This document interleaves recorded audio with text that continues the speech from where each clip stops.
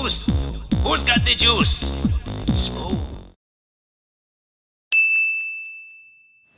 Ugh, we got a spot. I apologise if you see spots, that's because, like, I don't know, I'm having such a spotty mouth, it's like, it's so horrible, you can just, I've tried to cover it though. I really have tried. So we'll see how this goes. Bioshock, a creepy, eerie, but really engaging series that everyone seems to know about nowadays. Be it from 1, 2 or 3, everyone's heard about Bioshock. I think most people introduced to this series through Infinite. I mean, I know it was very, very popular with 1, but 1 didn't have that much of an impact compared to 3 did. Bioshock Infinite was like the one where everyone was like, oh my god, this game is perfect, it's beautiful, everything about it is fantastic. So I'd say that 3 is the one where a lot of people went towards, but I was personally introduced to this series through the good old Bioshock 1. Oh, I'm doing this, I can put the game in here, so I'll put the cover in there. I was introduced to this series, I believe, just before Bioshock Infinite came out. I believe this was when the first trailer was released and things like that, you know, when the very first one came out and we first heard about this. And the reason I started playing it was A, because I really wanted to play Bioshock Infinite because it looked awesome and I really wanted to learn more about the universe and everything that was going on and whatnot, but also because James absolutely loves this series. He absolutely loves everything about Bioshock.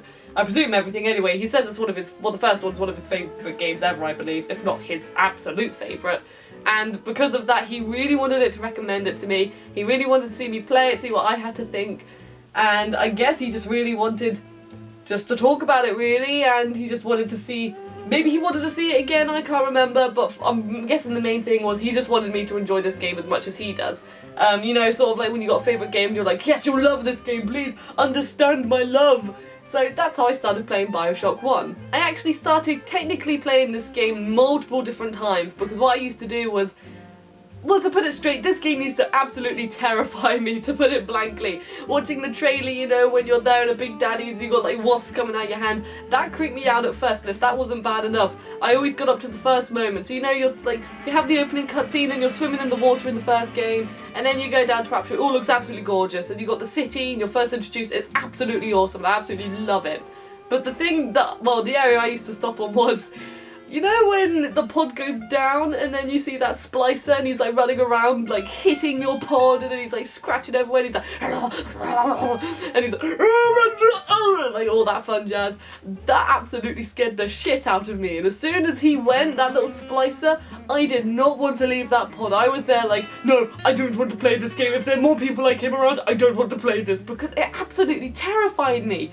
So I actually started it ages ago, or many different times, let's say, but when I actually manned up and played it, God did I love this game. It's my favourite in the series by far. I think Bioshock 1 is the perfect balance of being intense, creepy, and yet so entertaining. The moments where you're building up to a boss character such as the musician, I didn't know whether to trust him or not. The moment with the scientist who wanted everyone to look beautiful by having their faces like Picasso. The moments where there's a single light in this really dark room and you're stood there in the light and you hear screams from all these people coming left, right, centre, and they're coming from all over the place in the darkness. And the big daddies, oh God, those, just hearing them going like boom, boom as they walk, and then you're there just this little human fighting this big like mechanical, rusty, strong big daddy thingy protecting this little sister. I just wanted to save them, but the big daddies were like, no, you're not gonna save her, I'm gonna drill your face and and just those moments, they never not got intense, if you know what I mean. And it kept me on my toes, it kept me entertained, and it was just so good to play through.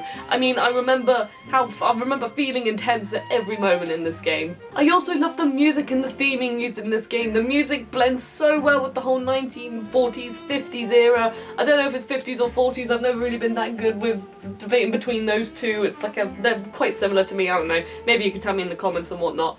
But every time I go into like an old museum or something like that, I love to pretend that I'm in the Bioshock universe. Like I'll quote Atlas, I'll quote Andrew Ryan, not Ryan Andrews, Andrew Ryan, I'll quote all of those stuff to my friends, and then they'll just be like, what are you on about? And I'll just be like, it's Bioshock, look, we're in Bioshock at the moment, I bloody love it, it's great. It's just so fun and it leaves such an impact on you, and the music blends in beautifully. I mean, I've always loved music of that, like Beyond the Sea and all that. I've always loved that kind of music, and to hear it in this game, it just fits absolutely, it's just so perfect. Once I completed Bioshock 1, I then jumped straight into 2. I wasn't being around the bush. I was engulfed with the universe in Bioshock 1, and I wanted to complete Bioshock 2. I was like, I'm so engulfed with this, I want to carry on, and I wanted to see the story from the Big Daddy perspective, because that's freaking awesome. Rather than being your enemy, you could be the enemy. And I know this game has a reputation for either being a big disappointment or for being underrated because everyone presumes it as being a disappointment, if you know what I mean. I mean, personally, I think you should still give it a shot because you might really enjoy it. But for me, I found it a disappointment and I didn't actually finish it. I believe I got halfway through the game and then I just sort of naturally stopped playing it because, in all honesty, I got bored. I no longer felt intense in this game. I didn't think the universe was engulfing this, that and the other. It was still cool, the thought of you being a big daddy, but actually being the big daddy, I felt really overpowered, and rather than like fearing every enemy from the people to the other big daddies and whatnot, I just sort of felt as if to go, you know, it's done, I drilled you, it's fine. I no longer felt intimidated anymore, and I really, really, really missed that feeling in Bioshock. Don't get me wrong, the big sisters, I believe they were called, they were freaking nuts. Like, they were jumping left, right, centre, going and all that jazz and screaming. They were terrifying, but still, for just those enemies, I just didn't know. I just didn't mix with Bioshock 2. I mean, I do want to replay it again. I'll probably replay it on the remaster if I ever have enough money to purchase that. But for now, I'm still just like, yeah, I can understand why it's a disappointment, and for me, I mean, still give it a shot, by all means do still play it because it is still an experience in the Bioshock universe, but I didn't 100% mix with it. And finally you have Bioshock Infinite, which to a lot of people is their absolute favourite. Like I said, it's either Bioshock 1 or Bioshock 3 that people seem to love. And my god, I remember playing this for the first time and I was absolutely mind blown. I could not put this game down. It was such a revive of the series compared to 2. It was just so good. It has so many treasured moments, such as, I mean, the ones that stick out to me are at the very beginning of the game, you know, when the barbershop quartet, they come up and they're like, I may not always love you, but long as there are stars above you. Like, that moment, I remember I was looking for that moment. I was looking for it, I was hunting it down, and then when I finally found it, God, did I just sit there and listen to it, because God Only Knows is such a brilliant song. I've known it since I was a child, and to hear it A, in a video game, and B, from a barbershop quartet, it was so awesome. And the moment as well, like when you're at the beach area in Bioshock Infinite, and Elizabeth's there dancing because she's like a free this, that and the other, and you've got the two pins, whether you want the cage or the free bird, I think it was. I'm trying to remember from memory here, I haven't played it since it first came out. But those moments are so treasured and everyone knows them, everyone remembers them, because the story, the gameplay, the whole looks of this game, it's so brilliant, it looks gorgeous, it plays gorgeously, and it's all just blooming awesome. I love this game, it's so good. And not only that, but Bioshock Infinite was actually my first ever time that I cried out of shock. The plot twist at the end, I'm not going to say what it is and I'm not going to dwell on it, but all I want to say is, my god, I was so shocked and I was so engulfed in it that I just started to cry. I was so shocked, I couldn't believe it, I was there. I mean, some people could call it an exaggeration, but I was just so engulfed, I was so into the story, and then when it happened, I was just there. And then even, like, I remember James being like, oh my god, are you crying at this? I was like, no! And I was just like welling up, and then we got the lump in your throat. It was so good. And I don't want to dwell on it anymore, because everyone knows about a plot twist in this game. If you don't know the plot twist already, I hope you don't, because that'll absolutely ruin it if you do and you haven't played it. Well, it wouldn't ruin it, you know, it's just not as fun really, is it? With a lot of things when you spoil a twist, I guess. But please play Bioshock Infinite, please, it's so good, everyone loves it, and there's a reason why it's got such a good reputation. So with the Bioshock series, I say definitely check it out. They're engulfing, they're engaging, the stories in them are great, and they look blooming gorgeous, and the theming in them is absolutely brilliant as well. 2, I wouldn't say you have to play, I mean, please check it out because it's still a really good, well, it's a good experience to some extent, and then you may mix with it, you may not, it's completely mixed opinion. I know I'm going to check it out again, but it's all up to you. But Bioshock 1 and 3, definite plays in your gaming library. You must play these 2 games because, oh, they're just so good. I mean, and even if you haven't played them in a long time, then play them again, because my god, I sure as hell am. I said sure as hell am. A bit silly there. Whoops.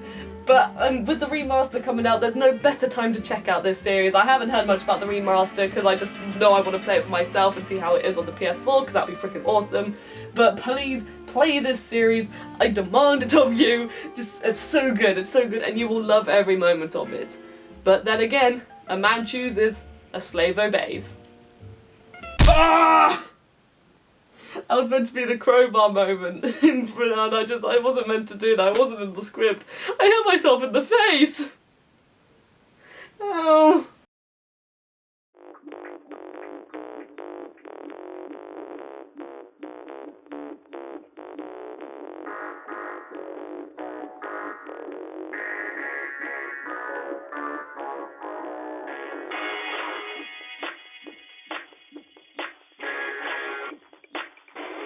And then all of these splices and all the enemies started attacking you from the darkness and screaming from every— oh Jesus Christ, that was a pigeon. Oh my god, getting intense like that and then seeing a pigeon fly in your window. Oh my god, Jesus Christ. It's a month of horror. It's October, yay!